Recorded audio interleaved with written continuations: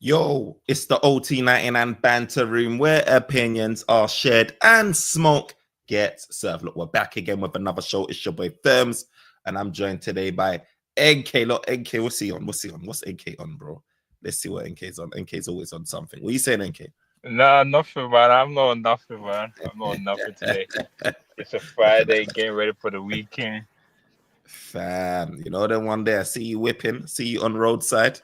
Yeah, Cheese. yeah, yeah, yeah. I'm waiting to. I'm postponing my haircut just to record you now, so the people need to appreciate that. To This appreciate guy, that for me. this guy always wants a fresh trim, and that line on the side, the signature trademark, Yeah, Jeez. yeah, yeah, yeah, yeah. Have to, Jeez. man. Have to. Come on, come on. Look, yeah, man. So NK's about Ed might join a bit later. He's just doing 1-2 bits and bobs and he's gonna join the live stream. But look, guys, man, remember to like, comment, and subscribe, man. Smash the like button, turn on your notifications. Every time we go live, you'll get notified and you can join us and join the community, well, the small community anyway, and get your comments in and let's discuss it. But obviously, you know why we're here today. Today we're talking about Manchester United's, no game against Chelsea on Saturday, 5:30 UK time. And look, this is one of those games. Again, we find ourselves saying this over and over and over again. This is a game that Manchester United need to get a result from. City was one of those games where we thought, they're a bit, weak. Can Manchester United do a thing? We turn up against big teams. And look, we got shown that, it wasn't that. And Chelsea run riot over us. And look, we're in that situation with Chelsea again. Look, their games are coming up like no man's business. We've got all the big teams. And it feels like we can't catch a break. And I feel what Manchester United really need is a bunch of Brentfords. No disrespect, not even Brentford. Sorry, Wolves or Leeds. No disrespect, or Sunderland, so we can build up some momentum and start getting some confidence in these players. But NK, man, what's your thoughts, man? What you saying? It's a must-win game. I mean, for the manager, anyways. For the manager, anyways, because the pressure is building, and it's not how you want to start the season. I always saw like the hangover from last season is still there. Some people thought, oh, it's going to be a new season, a new start. It just never worked like that with Man United. Not with the media, them, and not with the fans. So he happened to find himself. I was actually, what do you call it?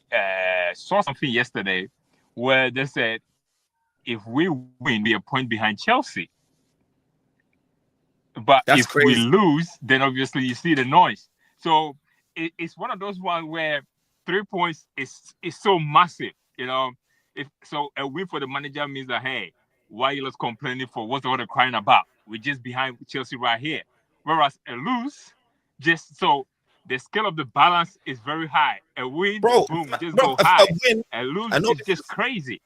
bro. This is like common sense, clearly. But if you deep it, yeah, a win is 3 draws, 3 games, but 3 hard-fought games where you could have got 0-0 or 1-1s or whatever. A win is 3 of them. Like Manchester United really, like you said, really need to get a win. And even if we don't get the win, don't lose, bro. We need to be picking up points like along the way. We can't lose. We heard it in the press. We heard it. Notoriously, we got a good record with Chelsea at home. I think Chelsea hasn't beaten us at home for a very long time, if I'm not Yeah, yeah. mistaken. So, and the Chelsea Man United game tend to normally be a draw. It tend to Mm. be a draw. I don't know if a draw is good for him, if it's good for the manager. I'm not quite sure. I'm not quite sure about that, because then he can say, okay, I've drawn with Chelsea. I got Brentford and Sunderland coming, which I think those games are going to be much more tougher than the Chelsea one. I think the Chelsea one is much easier for us to Because of set the up and players. play against. Yeah, Mm. because we are mostly seen as an underdog, so we don't really have to go at them. We can sit back for them to come to us, which I feel like is Ruben Amorim kind of like strength with the tactics. He normally do good against the big teams, but I was I, gonna say Palmer's back, bro. Palmer's who back. Cole Palmer.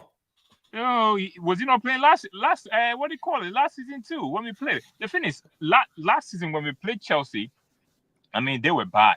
They were bad because a lot of the times we don't really get to watch the rival teams like week in, week out. We watch our team, so we know more about team. You just know that the other teams are winning and accumulating points. So when you see them and then you feel like, okay, you know what, this game could have been, what do you call it? We were much better than them. Then you start to feel like, okay, so why are we so inconsistent then? Because if you watch this team, you feel like on our day, we can beat them. So the question is, why can you not be on our day for majority or what do you call it of the time? But I saw the manager press conference today, and then he was talking about what do you call it? Everywhere else on the pitch is good, except for the forward area. How we need to be clinical, you know. And it's sad that we're back at this conversation again after the money that we spend on attacking players. Like so.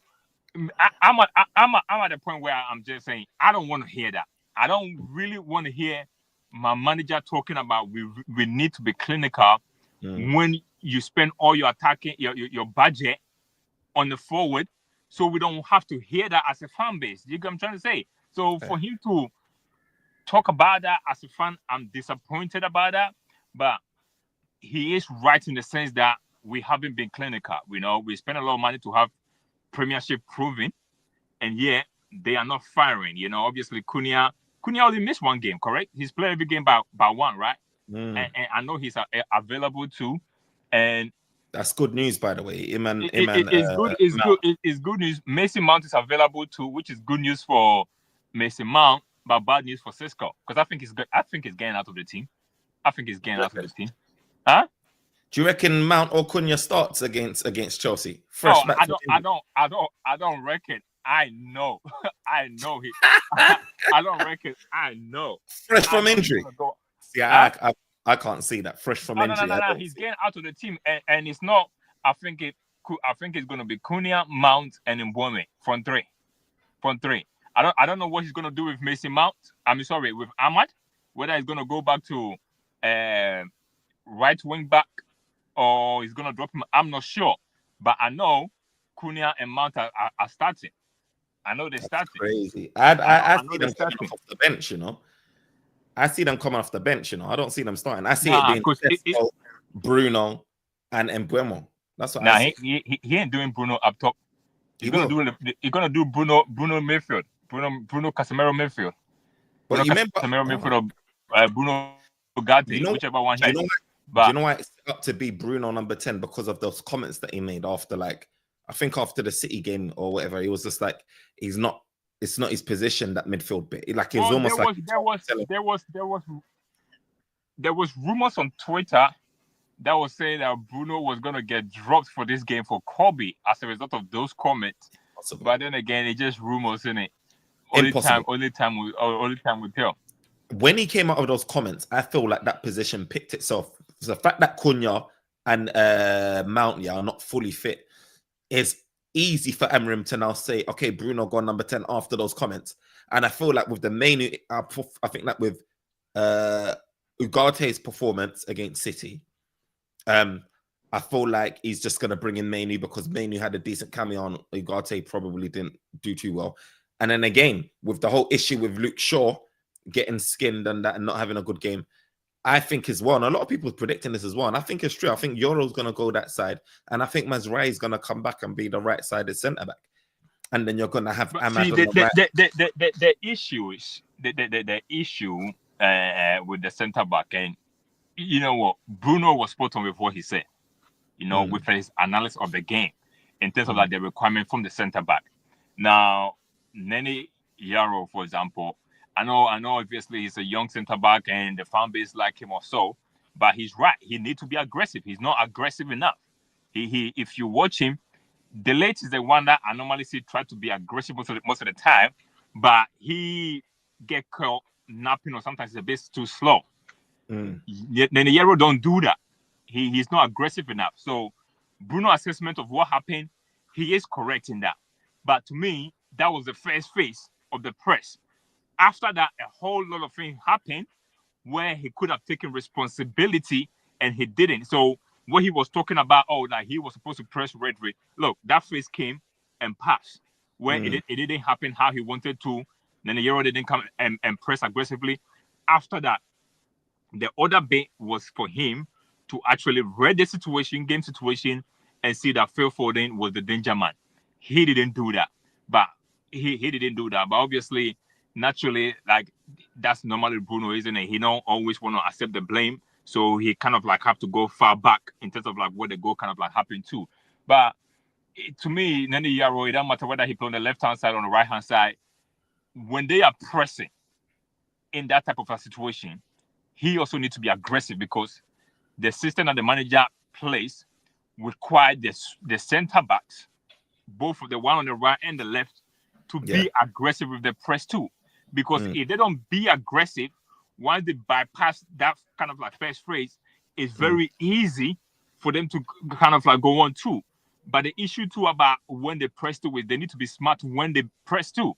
Because I've seen so many times where they've gone there, put it open, and then they've been. Because I've always said to you, like, some managers can use that as a deal to draw the center backs out to say, hey, if we go there, if we do that, he's gonna come at you. So when he comes, it's gonna give us a space there for us to play the ball in there and for us to make a run there too. So I think it's a system and a personnel issue. And to me, here is the thing: is as a player, if you're not comfortable pressing aggressively after games, have a conversation with the manager to say, hey, in this situation, I know you wanted me to press, but at the same time too, there was a space in behind there that I have that communication with the manager so that they can come together and find a solution in terms of like how best to kind of like defend certain scenarios in it. So I know Bruno talk about miscommunication, and I think it's a time that they need to have a communication, not just with the players too, with the manager to say, hey, we are struggling with this in terms of like defending, and can you come up with something to help us defend better, because I'm struggling to do what you're asking me to do. You know, look, this is my worry. It's a big worry that, you know, we've had Erik ten Hag and the players hasn't been able to adjust to his style.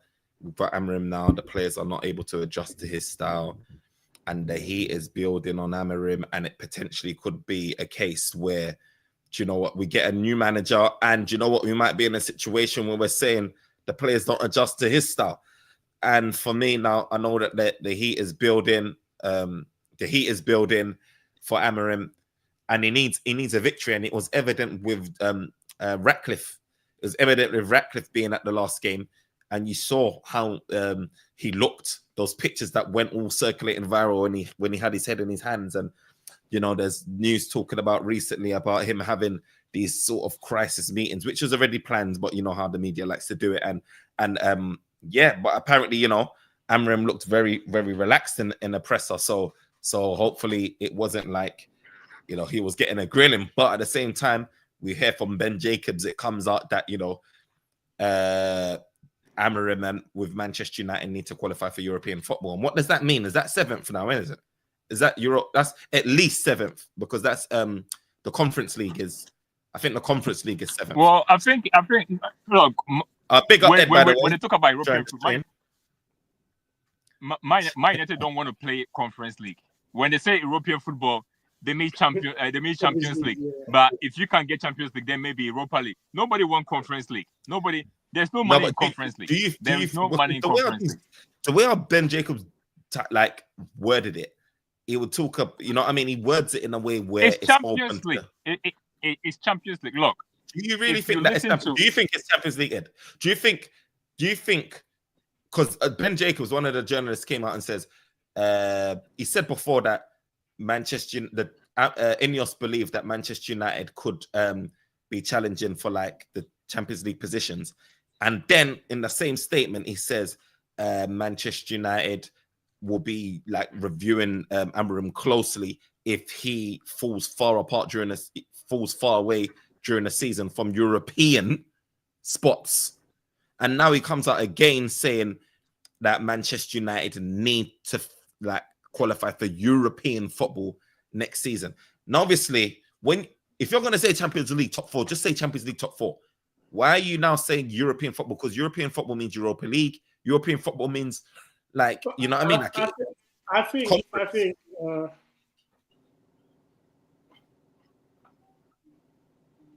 Go on. Yeah, but I think you're a bit laggy. Okay, one second. Yeah, see. But yeah. So while you sort that, Ed, for me, I'm Yeah, thinking. but for example, look, last season, Omar Berada, doing one of his like talk meetings or so, he said, look, the club always set their budget for Europa League football as a minimum to just say, okay, you know what, as long as we are getting Europa League football financially, we're going to be okay. You get what I'm trying to say? So naturally, they need European football. And to me, European football is Europa League. Of course, you want the Champions League, but he said, hey, if you can get Champions League, worst case scenario, get Europa League, you know? Because if you watch even the financial report that kind of like came out where they recorded record revenue, is because they were in the Europa League and then they went all the way to the final. So match day, what do you call it? Match day income was very huge on that list. And they need that, you know, they need that. So to me, I I think in theory they don't want Champions League, of course. If he get Europa League, would he accept it? Yes, they would. You know, yes, they would. But it just depends on how the season goes. It just depends on how the season goes. He needs to stop leaving the 14th place, the lower bit, and start maintaining the top half of the table. Because you're not going to be lying in 14th place for anybody to know that, oh, you're going to finish strong. They don't know that, you know. So he Yeah. needs to stop leaving the 14th and start literally flirting with the 8th and the 7th, so that they know that, okay, you know what, we're in a good position here too, but not 14th, not 14th. Look, I'm sure you was locked in. I'm sure people that's watching this or gonna watch this was locked into the European football that happened with Rashford scoring a brace, crazy goals. The header, good goal. The second goal was just monumental. It's insane. The velocity power he hit that ball with was nuts. And then you had, you know, we all wanted to see how Rasmus Højlund and Scott McTominay did, but the red card kind of ended that game against City. Just wasn't catching Haaland. Never was. And then we've got a situation now where we find ourselves with Garnacho, the bomb squad star boy, is coming back. And this title, you know, it's titled Garnacho Regret. And my thing about this is, are we going to be Manchester United? Are we going to be in a situation where we are regretting the sale of Garnacho? Mind you, Garnacho's now gone back into his favored position, which was left winger and not a 10 or whatever it is like that. So for me, I'm worried, man. I'm worried in a sense where one thing that Garnacho does, whether it's an assist, whether it's a skill when he puts Mazraoui on the floor or whoever it is he's up against. Do you know what I mean? Whether it is him getting a screamer goal, like I am worried that Garnacho is gonna impact this game. Yeah, you're all right. You're all right. I'm worried about Garnacho, bro. Tell me what you think about Garnacho in this game. Because do you think he's gonna start? What influence do you think he's gonna have? You know what? Before that point, yeah, you were making. NK made a good point though about. I don't think that they're saying European as a blanket, but I think the furthest they'll go is Europa. They don't want to be in a conference. Yeah, I know. But if you win the conference league, does that make you? Where do you go? You don't go to Champions League, do you? Europa. Okay. It's automatic qualification to Europa, and Europa is automatic. Chelsea made it because of the league position, isn't it? Okay, cool. All right. So look, yeah, one thing I wanted to say, NK might be right. NK made a beginning of the season. I need to tell him this prediction about Christmas. What about what was going to happen to Abraham? You might be right, you know. When have I been wrong? When have I been wrong?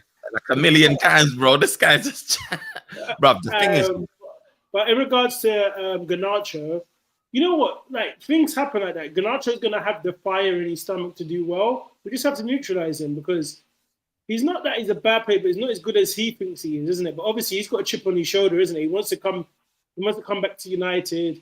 But it will be interesting if he does score. What does he do? Does he celebrate or not? Or does he do it Adebayo? If he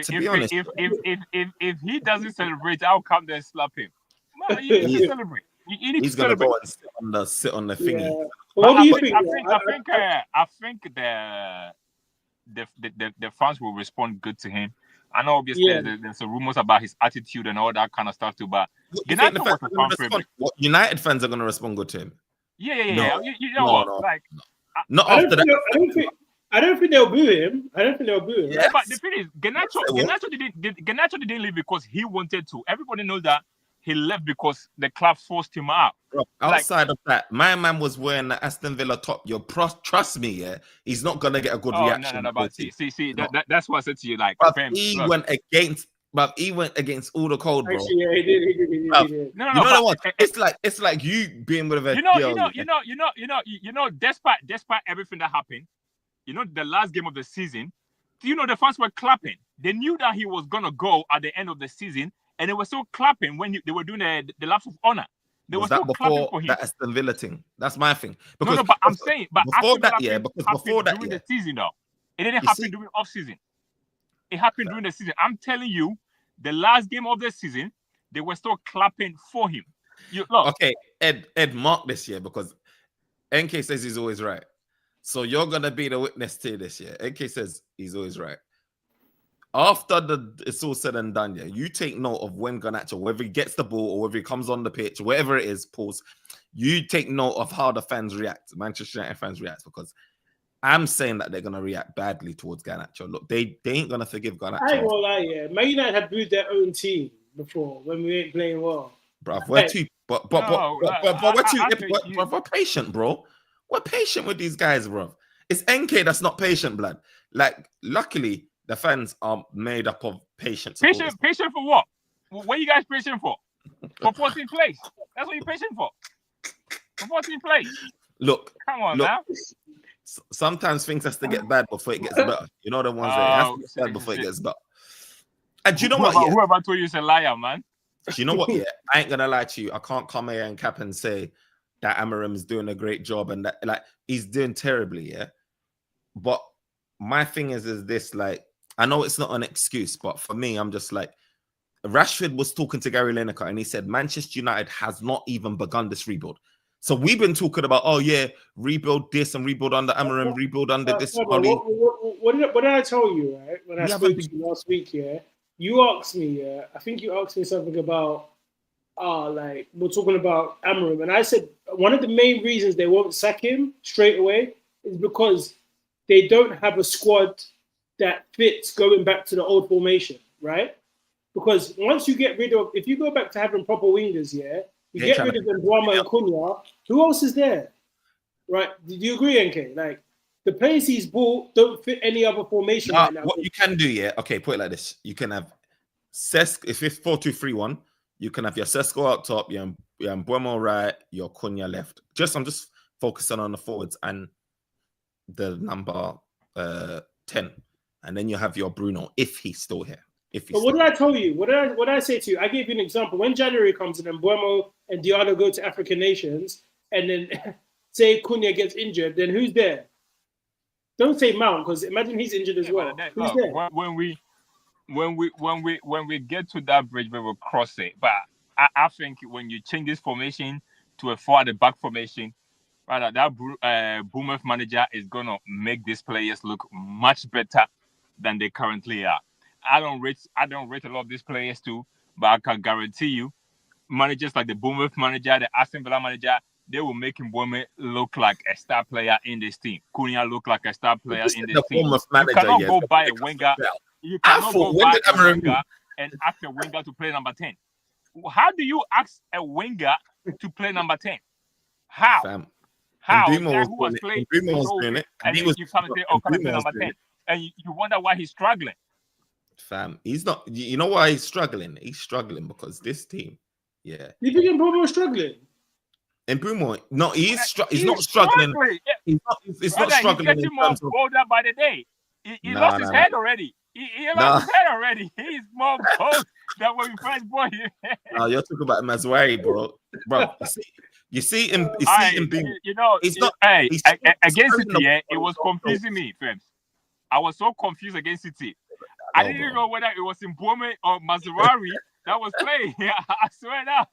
Bro, I swear down, bro.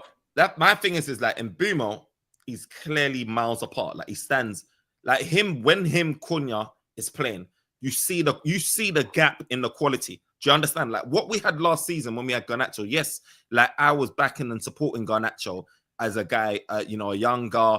He's still developing an X, Y, and Z, and he was carrying our team. Let's be honest, him and Bruno has been carrying our team for like 18 months to 2 years. So I'm not going to be here saying, oh, Garnacho this and Garnacho that. I obviously know that he still needed improvement, like everyone still does at Man United, but he was carrying us. But when you look at Mbeumo and you look at Cunha, yeah, in terms of like when they receive that ball, like the control, what they used, like the assurance that you get when they control high, man, control high, bro. I swear down, yeah, you fizz that ball in Mbeumo, yeah. He's controlling it, he's laying it off, he's protecting that ball. No, you guys are hyping anything up. I have not seen the improvement, the so-called improvement here that we have made from last season. Look, I tell you what, and that's why I say you can talk about control.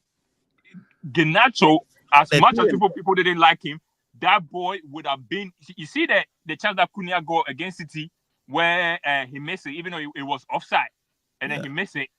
Garnacho would have got 3 of those with his off the ball movement.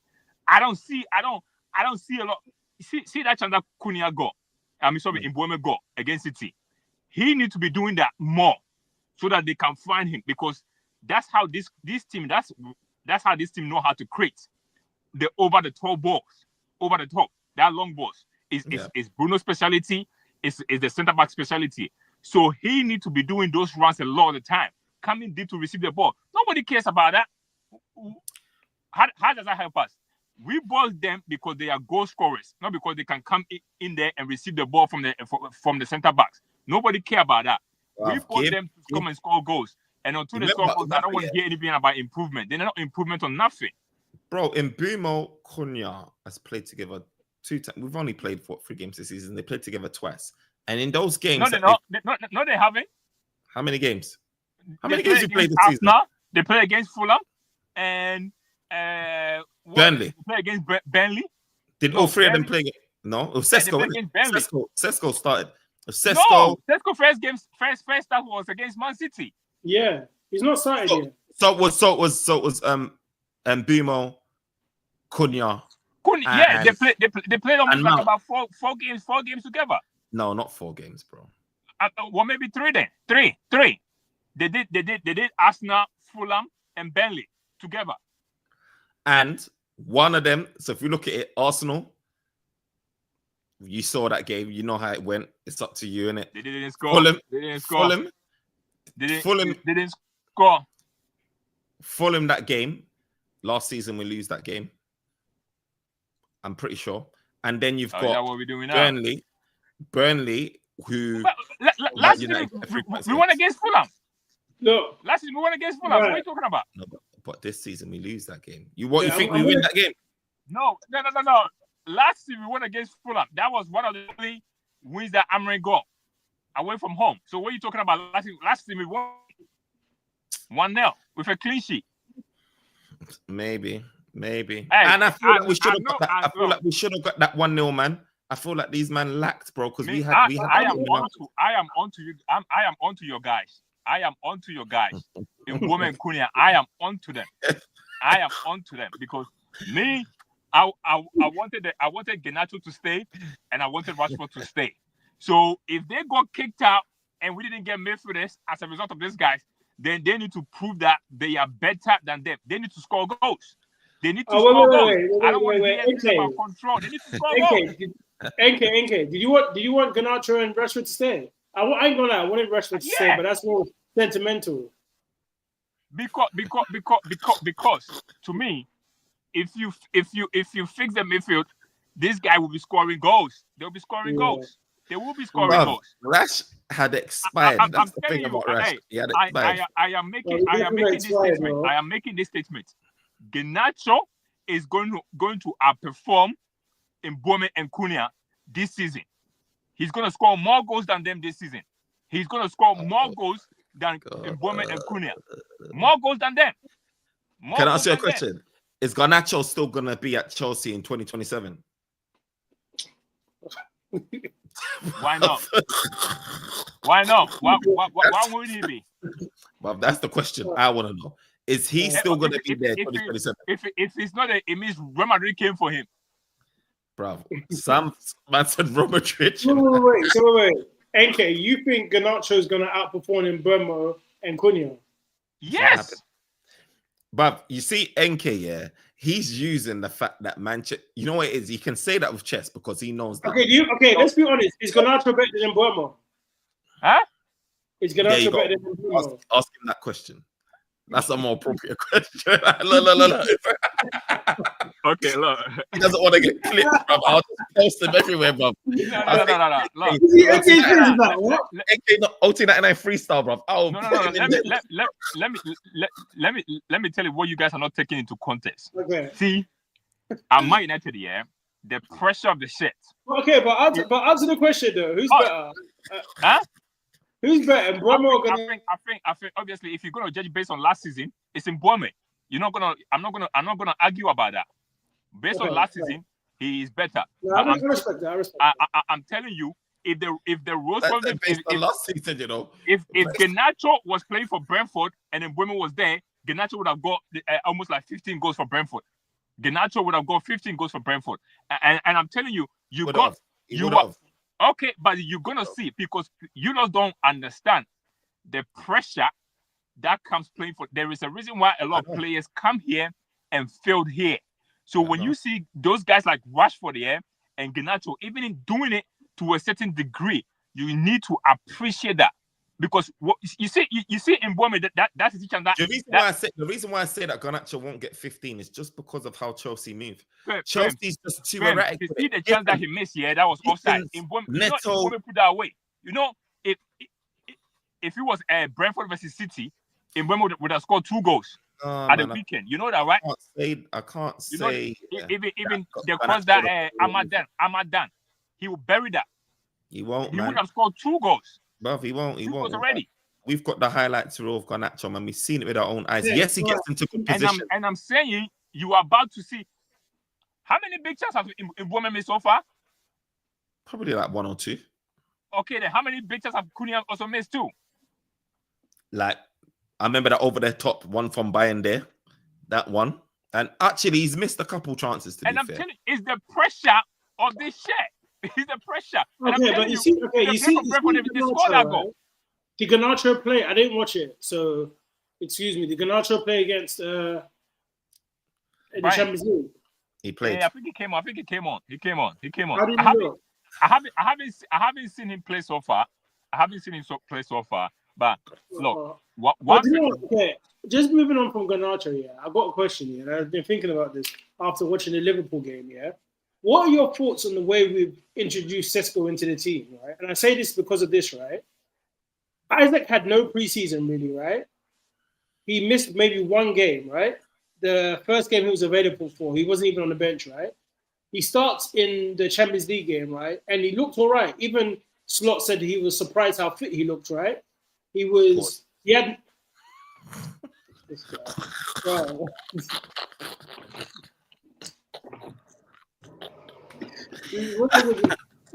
But this guy's but you know what? Do you know what I mean? Like his fitness levels, he was happy about his fitness levels, and then you saw Isaac have nice, good little, interlinked touches, like bringing the players in, and he even had some times where he turned and shot, right?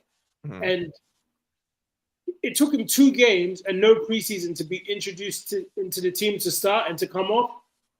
And this is my point I was saying about Sesko. I think we've taken too long to introduce him or start him in the game. What do you think? I think that lends into the question of Le Mans as well, and whether he's going to play as well. So, yeah, Sesko, but also Le Mans, because, again, are we going to be having that conversation with Le Mans and Chelsea being a big game, just like City was a big game, or are we going to play him and start him? Because buying there, to be honest, like, I'll get back to what you were saying with Sesko, but buying there, like, it's not like to say like he set the world alight as well when he played against City. I don't remember him doing any sort of self-inflicted goals or anything, but he just wasn't at the race. It's not someone that, I just think like we need something else, someone else in goal. And I think Le Mans, boy, I don't know if Man United is gonna start him, but that's a question I can ask you later. But as for Sesko, look, Man United, it's been a frustration with Man United, man. For some reason, not matter what coach we have, it feels like Manchester United are one of the only teams that likes to just ease in players. due to some sort of level of fitness that we need to get to. I But then when you watch him on the pitch, you don't see the level of fitness. I think he deserved not to be starting. I think he deserved not to be starting. I mean, if you even said it, you said, oh, Isaac was doing link-up play or so. Look, anytime Sisqo has come into the team, performance have dropped. We played worse when he's on the pitch. So I don't see why the manager will pick him when his chemistry between the front line is bad. Like I tell you, when you see Mount play with Cunha, you can see the chemistry between them. It's not a lot, it don't last a lot, but you can see them literally interchanging, playing a bit 1-2. Because even Mount set Cunha up, I think against Burnley or Fulham. He done it a few times. You know, I don't see Sisqo doing that. I don't see him do that. I think it's gonna take him some time to actually build chemistry. We didn't buy him early. He hasn't had enough time with the team yet. So sadly, the other players that are competing with his position, they have a much better chemistry than him. He's a young striker. He's gonna take his time. Isaac is an experienced Premiership guy. You know, he's been in this league already. He knows how to score goals. He's experienced enough to know how to adapt. That's not the same for Sisqo. I think his time is gonna come. Right now, I don't think he. The thing is, if you don't start him, the pressure's there. There's pressure on to start players like Sisqo on the manager. There's pressure to start players on mainly on the manager as well. And there's obviously the knowing pressure. Some may say it's pressure, some may not. Of Bruno. Oh, the pressure is not on the manager to start any player. The pressure is on him to win. Once he's winning, nobody cares who is playing or who's not playing. Yeah, nobody cares. Absolutely nobody cares. He could play the goalkeeper as a striker. If we are winning, nobody cares.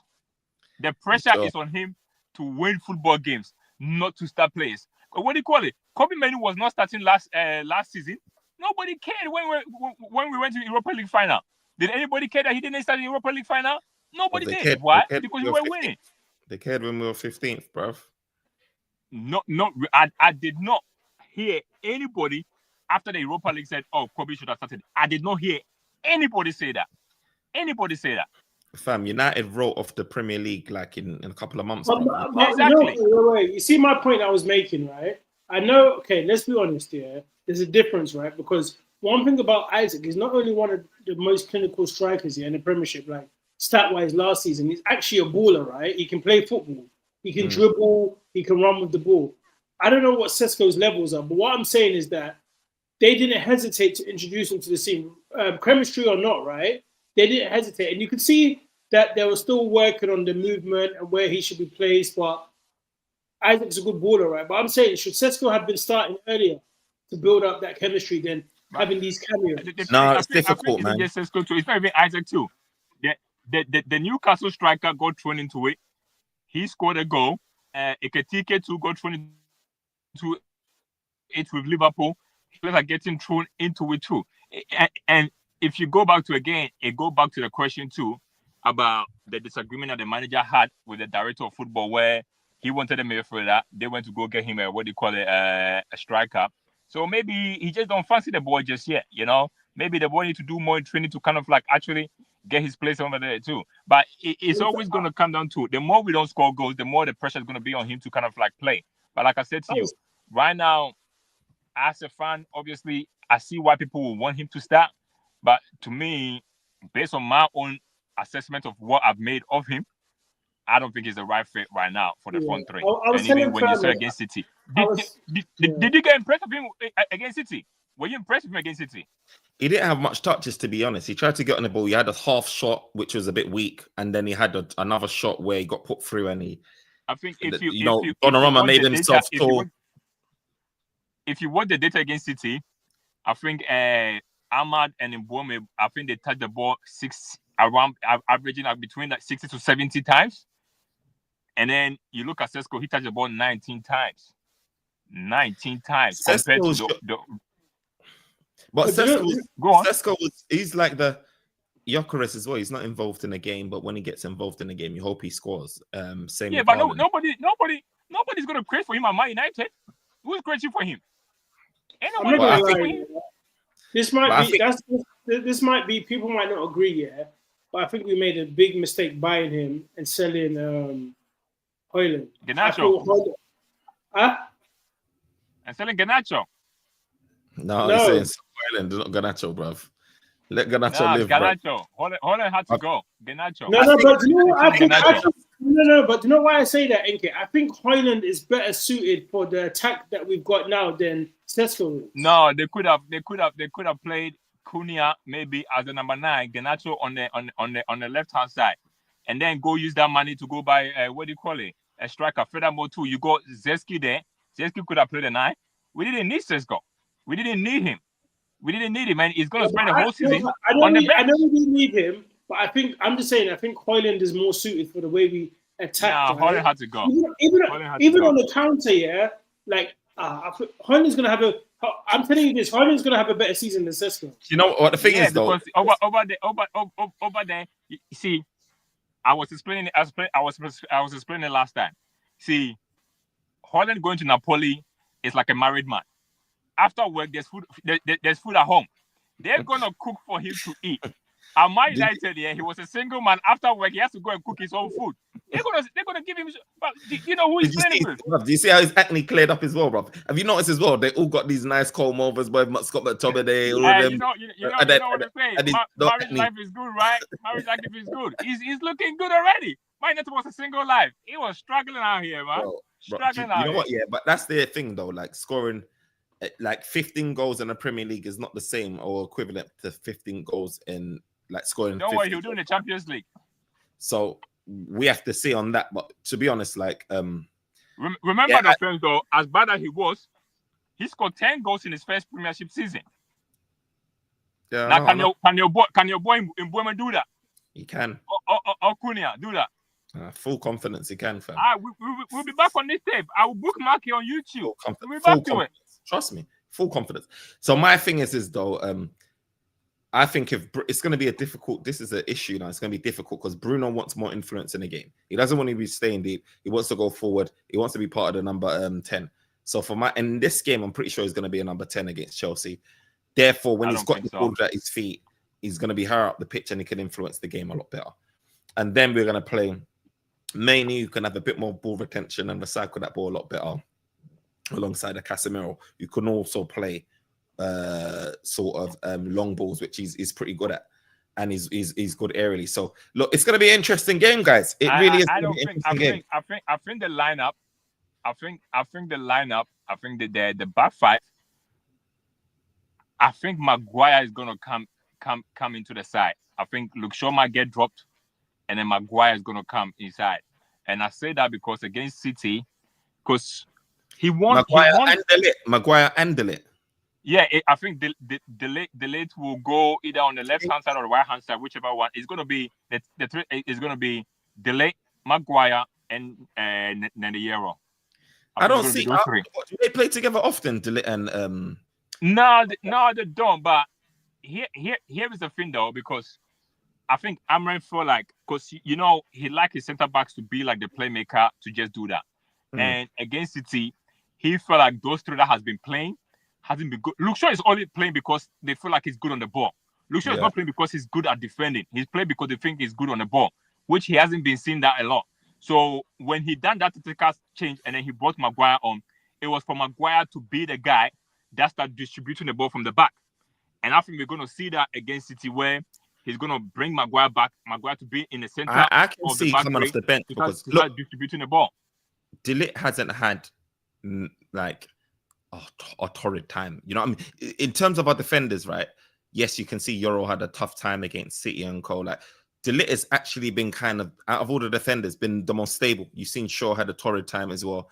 I think Delete has been more stable. Taking him out, is a big mistake in my opinion. But the thing is, the change is not necessarily about defending. The change is going to be about what we do with the ball, because we have possession, but our distributing is very bad. Look, you're going to see tomorrow. I think he's going to change that back line, and Delete is going to start, but I think he's going to bring Maguire in for Luke Shaw. And then Maguire is going to be in the center, and then he's probably going to shift Delete to the left-hand side, so that Maguire can be the guy that will have more of the touches, and be the guy that can literally be distributing the ball. You know, whether he's gonna switch long or pass sideways. I think I personally think he's gonna bring Maguire, into the fold. I really think he's gonna bring Maguire back into the fold. I think so. But guys, look, it's going to be an important game as per usual. Like you said, if we get the W, we are sitting on 4 points, 1 point a game, 4 games played, 4 points. So only scored 1 goal a game on average, conceded 7. Chelsea has got a decent defense, conceded 3 goals out of 4 games, scored 9 as well. So you know that they're going to be on the score sheet. They are joint highest scorers with Liverpool and Arsenal at the minute, and with Tottenham just behind them. Wait! Chelsea are joint top scorers. Yeah, bro. As a team, we can keep a clean sheet too. So can't keep a clean sheet, bro. Like for us, like we've conceded 7 goals so far. Brentford, only team that's conceded more goals right about now is Burnley. No, not Burnley. West Ham, Wolves, and yeah, that's it. How many games have we played so far? We played 4 Premiership games. And we've conceded outside of Nottingham Forest and Wolves, we've conceded Wolves, West Ham, and Nottingham Forest. Those are the only teams that conceded more we chip goals. in 3 against. We chip in 3 against City. We chip in 2 against Burnley. So Yeah. that makes it 5, and then 1 each from Fulham and Arsenal. It's terrible, So that's bro. 7 goals conceded. And then you're up against one of the top goal scorers, the team's top goal scoring team. I know. So I know. I was going to ask you. This leads onto the match, the scoreline. Who was your predictions? So for me, yeah, I know that we draw a lot with Chelsea. It's like when we're playing at home, especially. So it's a tough one. Like I know that we're going to leak goals, but Manchester United don't score a lot. So I'm inclined to say it's going to be either a 1-1 or a 2-2. And if I'm going to go with a result and stick to a result, I'll probably say 1-1 because Manchester United don't score a lot. So I'm going to go with that. What are you saying? Okay, what are you saying? Why are you waiting for me first? Okay, I'll go. I'm going 3. I think we're gonna win. I'm going 3-2. You think Man United scoring 3 goals? Yeah, I've got to keep faith, man. This is like Man United scored 4 goals in 4 games, bro. We average 1 goal a game, fam. it's either 3-1 or 3-2. One thing I got to say is Ferguson is learning his lesson by not saying that we can keep a clean sheet, because beginning of the season he was being wild about we're gonna get a clean sheet. Yeah. Look, I'm gonna be honest, and then I hate to say it, but I think Chelsea are gonna get their first win in Old Trafford in a very long time. I really think so. I think it's gonna be I think it's gonna be a very close game. But I think they're similar to the City game. I won't be surprised if they end up putting 3 passes at home. Oh. I'll go for that 3-1 lost. 3-1 loss. If you're looking for any encouragement, yeah, this is the wrong guy to go to, bro. Don't go to NK. Nah, don't come to me, because me. But one thing about me is, though, you're gonna hear the truth. Unlike the other people that will lie to you, you're gonna hear the truth, and I'm being that as truthful. So I think when you get to this stage where players don't have confidence and all that kind of stuff, I think it impacts them. When they go on the pitch there, first 5 minutes, if they don't get a goal, their confidence die out. Manager cannot get through to them, and then there's a lot of doubt kind of start creeping in. So the way we're playing right now, I just don't see how the players get that kind of belief that they can actually go and beat the world champions. I just don't know where they're gonna get that motivation and that belief from. I really do. But hey, I hope I get proven wrong. I really hope I get proven wrong, man. But I just don't see it. Guys, man. What's your prediction?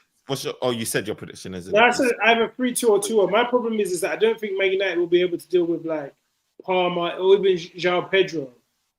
Or when it comes to their fast wingers now, I don't know if Man United can handle them. I ain't, to be honest, I ain't worried about Garnacho, and I ain't worried about guys like Gittins. I ain't worried about Neto and none of them. There's certain players that I'm worried about. Like Doku, I was really worried about him against City.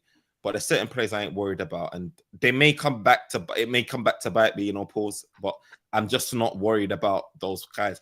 Guys that I am worried about, is João Pedro. I think he can score out of anything. And Palmer. He's been a good signing for them, innit?